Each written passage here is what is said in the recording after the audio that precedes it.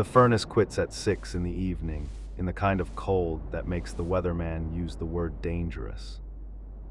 Mark checks the breaker twice, then the outage map, 40,000 homes, the crews can't say when. His daughter is 6, she thinks this is an adventure, he knows the house has already started dying. Outside it's -8 and falling, inside it's 68 and that number is a countdown now. Most people who die in a winter blackout don't freeze. They make one warm-sounding decision at midnight that ends the whole family by morning. This is the first night, hour by hour, and the short list of moves that decides who is still warm at sunrise. A modern house loses about 2 degrees an hour once the heat stops. Wind doubles it. By midnight you're down 12. The house doesn't cool evenly. It dies from the edges in. Windows first, then floors, then every room you don't defend. 68 down to 50 is uncomfortable. 50 down to 40 is where sleep turns dangerous and children get there first. Hypothermia indoors doesn't look like the movies. It looks like a tired kid who quietly stops complaining. So the first night has one rule: you are not heating the house anymore. You are heating people. Forget the thermostat. Your unit of measure is layers now, and the bedding closet just became the furnace. Cotton fails the moment it's damp. Wool and fleece keep working. That forgotten ski drawer is a heating system. Hats stay on indoors. It sounds silly until you remember the body spends its heat budget through the head fastest. Eat before you sleep. Fat and carbs are firewood for the body, and a cold body burns through dinner by 2 a.m. The car in the driveway is your backup furnace, but it stays outside with the exhaust clear. We'll come back to why that wording matters. Now shrink the house. The smallest room with the fewest windows stops being a room. It becomes the entire home.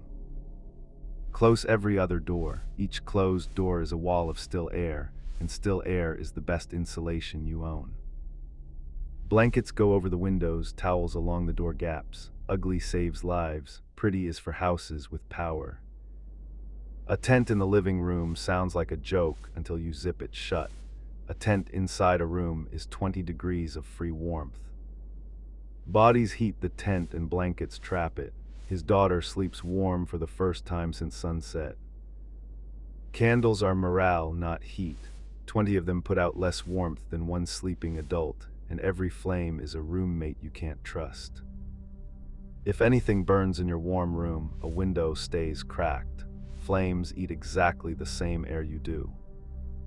In daylight, chase the sun.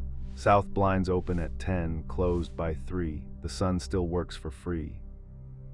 Snow banked against the foundation isn't a problem. It's insulation. The old-timers piled it there on purpose. By 10 p.m., the rest of the house reads 40. The warm room holds 61. That 20-degree gap is the whole game. Now the part that kills more people every winter than the cold itself. It's invisible, it's odorless, and it's made at home. Every big outage, the same story. A generator hums in the garage, the house stays warm, and nobody wakes up. Carbon monoxide doesn't warn you, it just makes you sleepy in a house where sleepy already looks normal. Generators live outdoors, 20 feet from the house, exhaust pointed away, and never in the garage, not even with the door open. The charcoal grill is not an indoor heater, neither is the camp stove, and the oven with its door open is a slow leak, not a fireplace. One battery carbon monoxide detector, $9, moved into the warm room with you, cheapest life insurance ever sold. If that alarm sounds or heads start aching, you don't investigate. Everyone goes outside first. Questions live in the fresh air. Mark runs the car for heat twice that night. In the driveway, snow cleared from the tailpipe, windows cracked, never in the garage. 20 minutes of engine heat, phones charged, forecast checked, then back to the tent before the warmth wears off.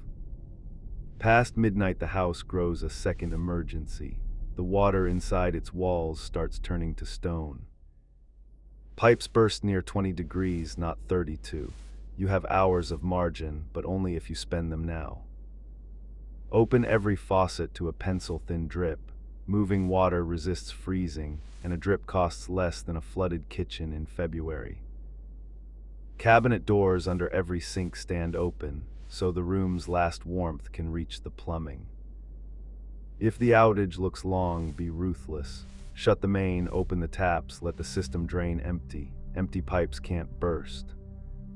But bank your water first. The bathtub, every pot, every bottle. 3 liters per person per day, and the taps are on borrowed time. Dinner is the easy part. The whole outdoors is a chest freezer now. The porch box keeps food frozen and the raccoons honest. Water you can't drink still flushes a toilet.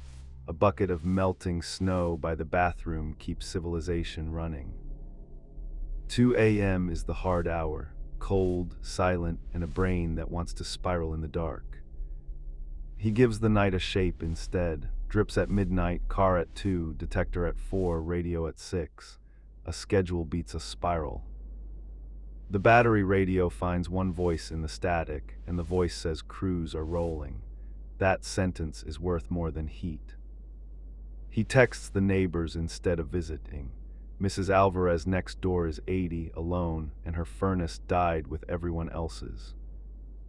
Come morning he walks her over, blanket around her shoulders. One warm room heats 3 people as easily as 2. Kids take their fear cues from the adults.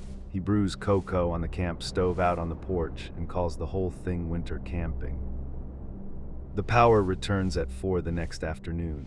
22 hours, the warm room never dropped below 58. No burst pipes, no headaches that meant something worse. One exhausted father and a kid who now thinks blackouts are camping. Every move that saved the night was decided before the night. The drawer of wool, the detector, the radio, the tent nobody laughed at twice. Winter kills quietly, and it kills prepared people who made one warm-sounding mistake. Respect the invisible, and the cold is just weather. If someone you know keeps a generator in the garage, send them this before January does its worst. And subscribe, the next long night is already coming.